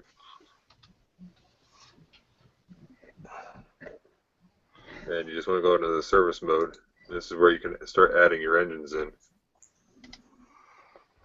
Well, I don't want service mode at this point, do I? If you want to be able to add an engine in, you'll have to. Well, now I got to be able to access it first. I can't access it. What with that error message? Is that, I would think that means that it can't connect to NCE right now. I would think. Alright. Yeah, he's going to restart again. Look on your main interface on the Panel Pro interface, and it will say whether it has a valid connection or not. It will say, you know, like NCE connected or something. See, like Rod says, it says. Okay, can you see that? It says COM port 3 is in use while opening connection. Where does it say that? What says that? Yeah, Error during loading. Yeah. Always says the locomotive that says JMRI. Oh, okay. Yeah. It says error during loading. What COM 3 port is in use while opening connection. Yeah, what says that? Where does it say that at? Well, when I started the Decoder Pro. So Decoder Pro said it. Right, Decoder Pro starts up. You see this JMRI that you can see I'm screen sharing at this very moment? And I have a small pop-up box that ain't even the size of that locomotive you see that's telling me error during loading. Okay, close out Decoder Pro and just open Panel Pro. And you might even just close Panel Pro and reopen it. I don't know why your screen share drops all the time like that. That's... You're not sharing a whole screen is why, right? Yeah. Yeah, I'm sharing the whole screen. Okay. I don't know why it drops out like that. It's not even wanting to load for me. Hold on a minute here. So what we want is we want it to look like Ron's. Well, hold on. Let me try to get something to stay open. Give me a minute here. I got you. Take your time. Things keep opening automatically on me. Yeah, I'm going to stick with I'm not buying a Windows machine. All right. Yeah, hush. All right. I'm going to open just Decoder Pro. That'll be fine. Let's see what happens. Use configuration profile my JMRI Railroad. The only option I have, so I tell it okay. And it gives me the COM 3 port is in use while opening connection again. What you may need to do is unplug the flat cable from the left port of your power cab, and then unplug your USB going into your computer. Then you'll want to plug the USB back into that COM3, and then plug in the flat cable into the left port of the power cab panel. So how do I know if I'm plugging into COM3 or not? Oh, I thought you realized which one you were in. No, I don't know. I've got 3 USB ports, one open, the other 2 are being used. Yeah, COM3 is the only one you have, though. It is the serial interface available to you. You're good on COM3, it's just something is bonding to it, or the NCE system is bonding to it twice, which is what I think Ron is suggesting. And I think he's on to something with that. So yeah, just unplug all of it like he said, and then plug it in the same order he was telling you. Absolutely. So I'm going to unplug the flat from the panel interface. Yep, power cab panel. Right. And then unplug your USB. Unplug my USB. Got it. All right, wait a second, and now you can plug the flat. Nope, plug the USB back in. Hold on. Plug the USB back in first. Okay. And then plug in the flat cable into the left port of the, the power cab, the proper port. Now, before you walk off, you got to turn around twice and then come back to a computer. I got dizzy on the first revolution. And that's enough. Let me turn this volume down on this.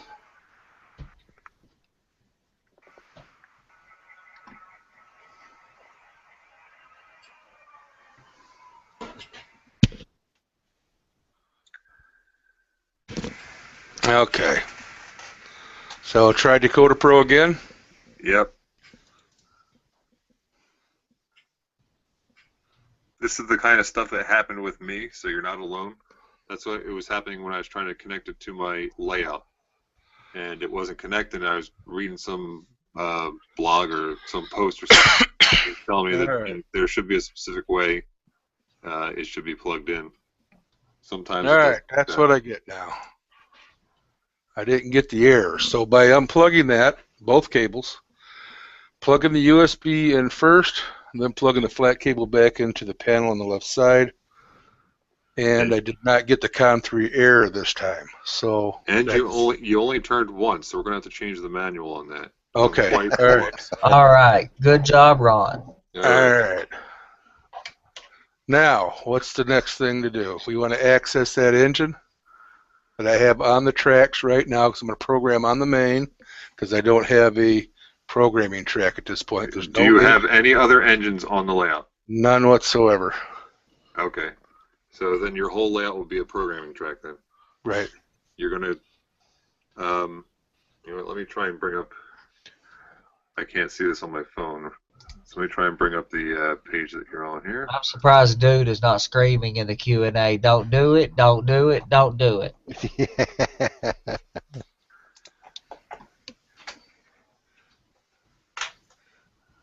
If I can get it. How many people do we have on right now? 2, 4, 5, 6. You got room.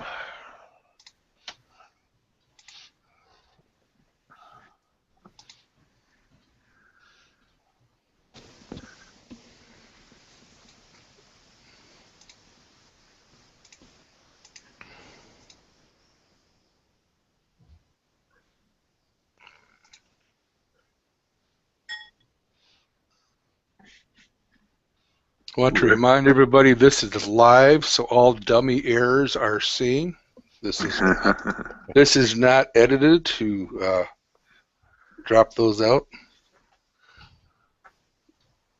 Yep, not Which is fine. anything, Like I just said, this smarter. happened to me also. So until I got the right order of plugging the cables in, it's a little finicky sometimes.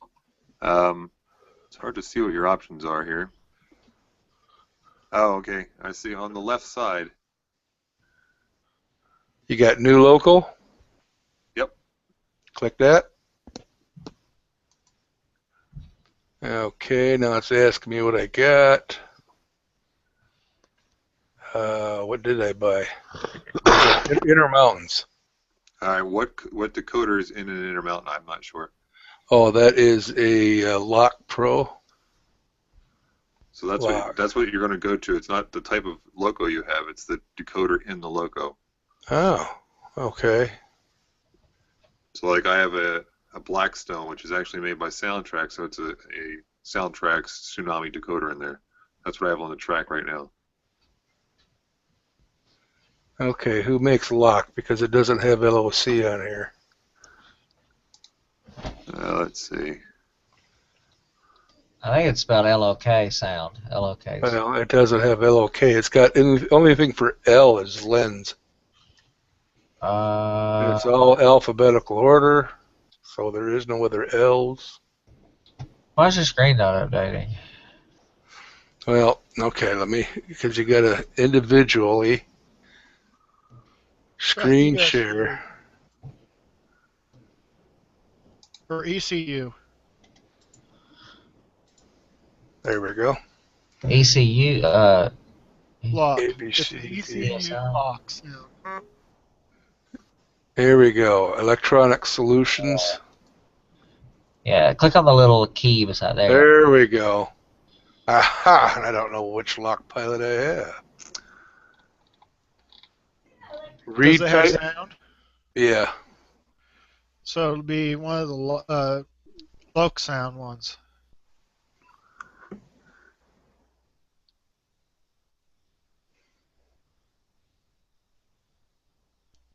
I think it's a lock sound select, but I don't know. Can we read type from decoder and see what that shows? Anybody? Sure. Not sure. All right, read type from decoder and see what that says.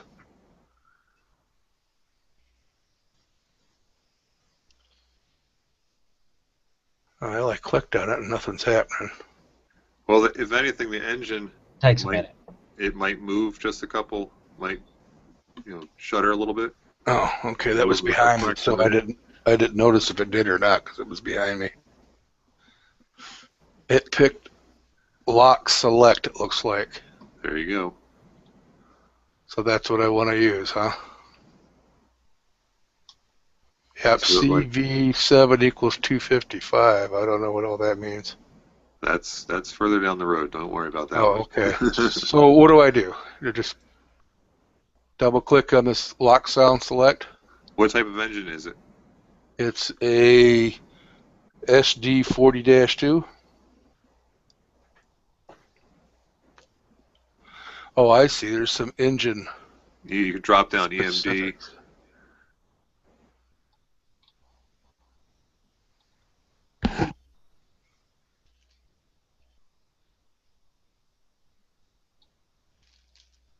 Well, I don't see an SD40-2.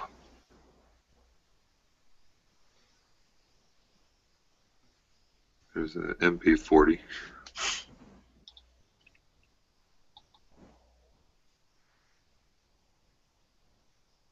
So select an MP40.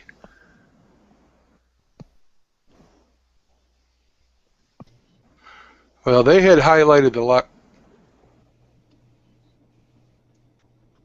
sound select is all they had highlighted, wasn't it? Yeah, and this is going to determine sound, and you might just get away with it, diesel generic or something for right now at least, or EMD. What else you got? Actually, what we should be looking for is the prime mover.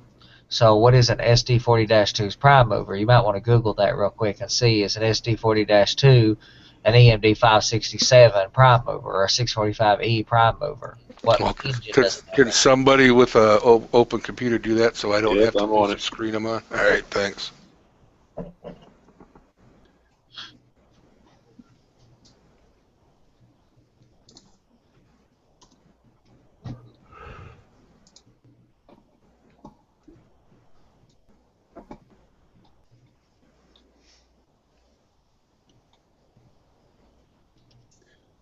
EMD 16645.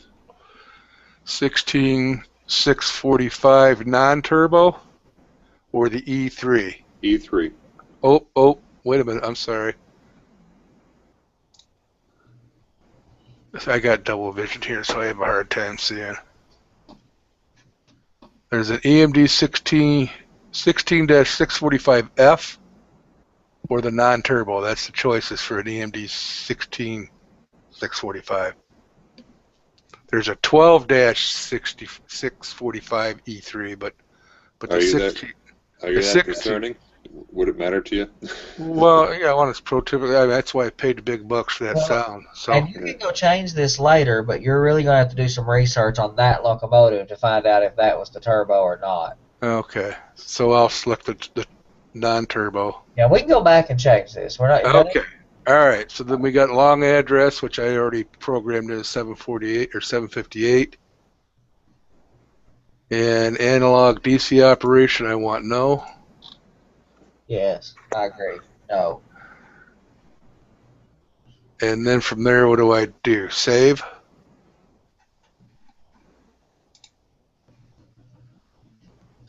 Yes. Please fill in the ID field first. Oh, that's up top above that. It says new loco. So you can name it, whatever road number, whatever road name is, road number if you want. Yeah. You guys just use road numbers normally? Easiest? I choose road name plus number because I have a couple different railroads. So I choose, say, it's Norfolk Western. I choose NW and then the number on the cab. Sioux Line 758. Okay. Now I'll save it.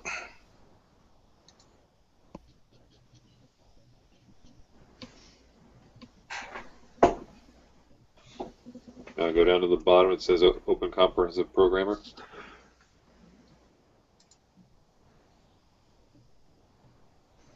You'll probably have to present that window now.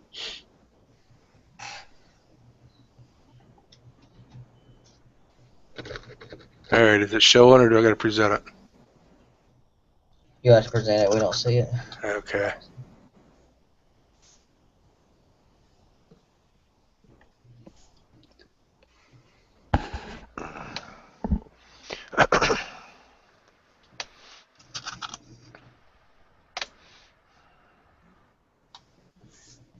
All right, is that what I want to see?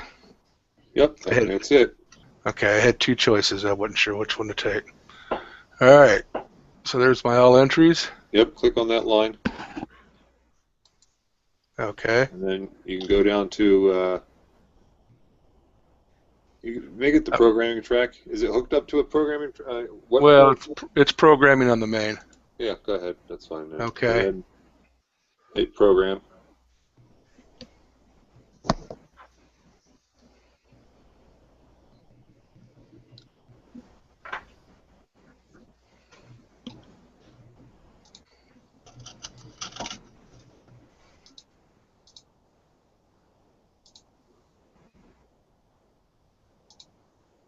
All right, I don't need the road name and the road number because that's basically in the ID anyways. Manufacturer, Intermountain.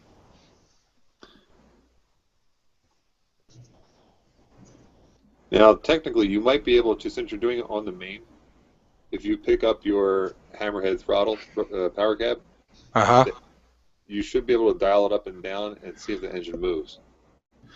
Or open the JMRI throttle right on the computer interface. Oh, yeah, that's true. Yeah, but he'd be better off because he doesn't have his bridge in place, and if the engine runs the wrong way, he'll hit the floor. And then we'll see Jim cry. Oh, catch it live, though. That'd be good TV right there. That's what I'm saying. Yeah, but you don't want to see a grown man cry.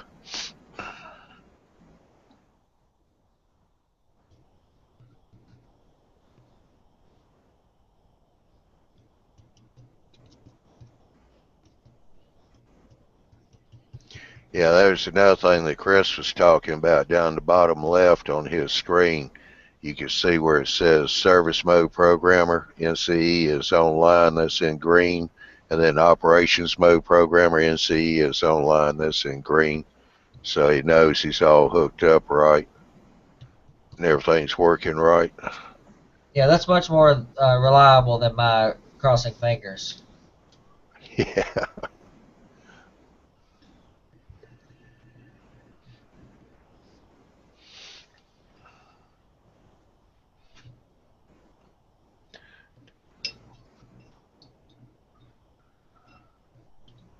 It's not moving or doing anything here. You dial the locomotive in on the cab? Yep, 758. Let me re-enter it. If that doesn't work real quickly, then we could try opening the throttle up in JMRI and choosing the locomotive from your roster and try that. And really, just so that we could prevent the possibility of seeing a grown man cry, you might just want to blow the horn.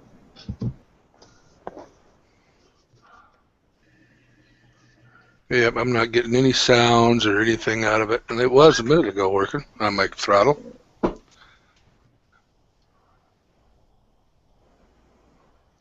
So what do I want to do? I want to minimize this window for the second. Somebody. Yeah, I'm not sure from the inside. You're gonna go to the bottom. Cab. All right. Say that again, Ron. That's all right. What'd you say, Ron? Go down to the bottom right where when you hit the program on main. You'll see throttle on that. That's a different window, I guess. It was when you chose the engine and hit program on main.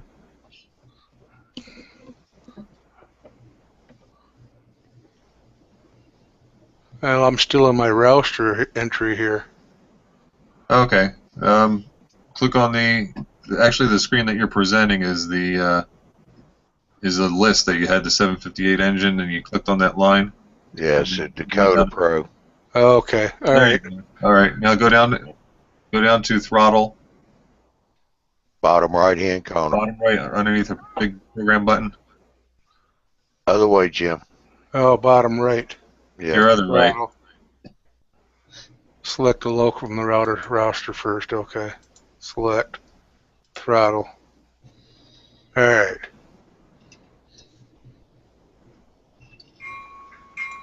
Hey. Okay. I hear something. You got it. Okay. Look at there. My crossing fingers did work. We did do something.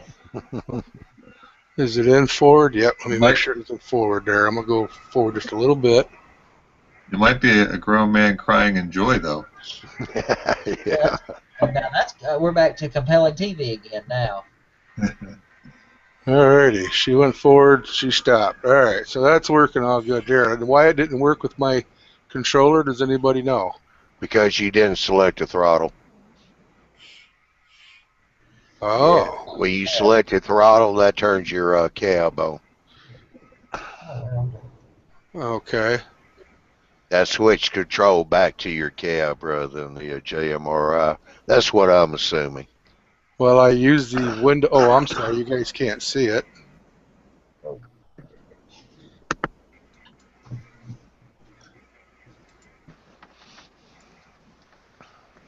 I use that to control it, actually. When I clicked throttle, this opened up. Yeah, We can't. I don't see it. I do now, just now, and that's what I've been using to control mine with, either that or an iPod. But that's what I've been using lately. Is that so that worked? Now, how do you enable? Okay. Now my handheld throttle's working as well now. Yep. All right. So both throttles are working. And now you can use your Android phone too. Right. Right. Okay. So enough of that. I'm going to close that throttle. And screen share back to.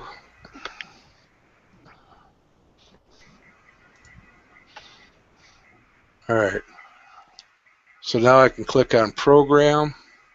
Now you're going to be programming that locomotive on the main. So if you want to program a different one, you need to take that one off. No, I just want to look at the different features. Oh yeah, okay, 10-4. Yeah.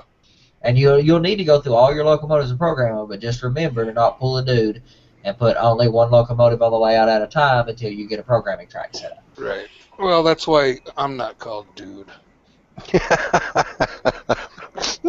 Oh, you were going to get a phone call. I think that's how he got his nickname, because he'd do stuff like that, and people would look at him and go, dude! Like, why'd you do that? Okay. So, now what can I do? We got basic. You don't see it. It doesn't show it. Each time I change a window, it stops showing? Yeah. Gosh, is that a pain? Yeah, it only presents one window at a time. Yeah, you gotta get a Mac. I do full screen on my Mac, and I just whatever I see, you see. Yeah, but Mac doesn't have the i7. Yeah, you can get an i7. Well, no, actually they do. They actually do. I kind of mess with Andy a little bit while you're getting all this sorted out. Yeah, you got to know Johnny's not going to miss that opportunity. There's a few constants in this community, and Johnny giving me a hard time is one of those. I just presented dude's comment there to you. Blah, blah, blah, blah, blah, blah. All right. There we are. Now, there's plenty of settings in here that you'll want to change specific to like, I put all the information in in the roster information. It makes it easier when you're dealing with like operations or anything else, easier to find equipment, has all those details. You've also got like sound controls that you may want to go through. Like, I turned the volume down, the master volume down on my equipment. I turned the bell sound down because it's annoying as crap. But I do like the horn to be pretty loud. But to each their own, you'll want to go change those volume settings. But that's not on this page. This is the basic, and that's all it shows right here. There's no where do you volume or anything. Go to motor. Okay, let me switch my screen share because I know. No, we got it. It's got it. Yeah. Oh, does it? And I'm afraid to move. As long as you stay in that one window, so there's basic. Okay.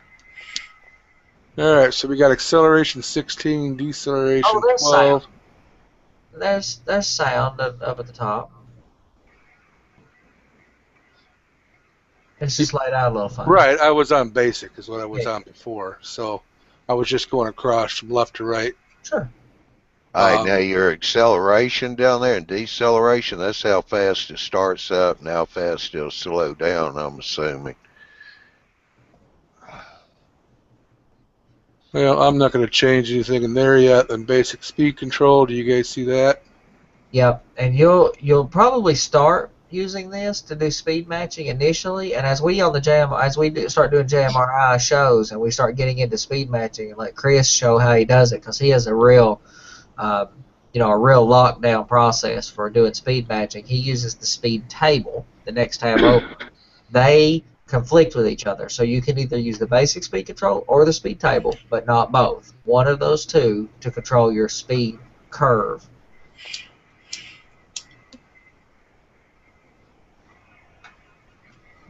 And then function map. So there's nothing else here I really want to mess with right now for basic speed control. No, now speed table, I'm going to leave that all the same. For right now, the only reason you want to start messing with that is when you want to start matching them. Right. Function maps is something I do. I set all my function maps so that the F functions are what I want them to be. So I have horn at F1, I have the longhorns at F2, I have the bell at F3, I have a coupler clank at F6. You know, all those things. You can set those things that you want to set there, whatever it is. Okay, but they don't show F1. They show row 1 through how many ever's on here. Yeah, it's however many functions you have. This goes to 40 functions. Yeah, but your function 1 on your DC cab, on your DCC cab, or on your Wii throttle, or on your JMRI throttle. Function 1 is what it'll do. So I don't know what the input connections. Yeah, that'll be in one of the other shows next year. Yeah, we'll get into functions are an important thing that people. Well, function 1 is bell on this engine. Right now. You Okay, can set it doesn't. It doesn't show on here that that's a bell. No, you have to read that in or something. I don't know. Yeah, what happens is he's on programming on the main. Oh, programming on the programming track, programming mode, it can read and write. Oh, I didn't see that. That's right. It can't read those values in. You can go set them, but you'd be guessing at what they are. But if you set up a program track or switch it to program track. Okay, so we want to stop. We want to close this down and restart it and tell it to program on the programming track. Sure. Because it doesn't really matter either way because they don't have nothing else on it. No. Which, also, we about got this whip, so if Johnny wanted to take us out alive, we could hang out and just mess around with this, and I think we've showed off what we wanted to show off for the normal viewers as part of the recorded show, but I'll leave that up to Johnny. I'm just saying if he wants to do that, now's a good breaking point. Yeah. Thank you, Andy. I thought you might want to. It's getting a little long in the tooth. Well, we got a little bit of a late start trying to find Chris, so I won't stop presenting you, Jim, and get over here and get myself set up. So,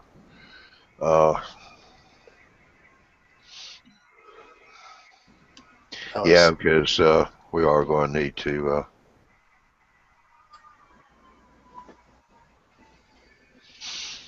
All right, well, we started out a little rocky tonight, but I think it still wound up being a good show. We did the talk part first, kind of covered PVA glues, different types of glues.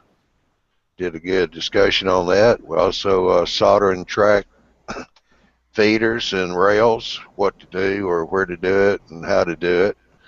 And had some good comments and all. I appreciate that, Professor. Your comments there. I apologize. I didn't know who you were. I do now. I'll actually have to go subscribe to you.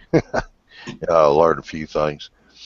But once they keep checking in on the YouTubeModelBuilders.com website for all the news, latest news, and info on presentations. The Tuesday night presentations are done by Dude, Troy, Gino, and Barry. Each one does a show once a week, every month. They have their own subjects and presenters there, and they have some really great shows that they put on. The e-mag is bi-monthly, comes out every 2 months. You could go to the website, youtubemallbuilders.com, and sign up for email notifications when it comes out, so you could go back and download it. It is in a PDF file. JD and his crew does a great job of putting out the e-mag. JD especially takes a lot of pride in the way it looks, and he works on really hard to give it a good presentation and all. Thursday nights are your general hangout each week as well. You know, the topics, whatever people want to talk about. And you can go to the website and sign up for the e-mag, like I just said. You get the email notifications. The live show schedule is also there. And we do have a live show coming up in 3 days, the 17th of this month, this coming Saturday. And that is where they will be announcing the winners of the Big Bill contest. So you might want to watch that show, see who won the contest and what they built and all like that. I have a question. Go ahead. Do you need to be present to win?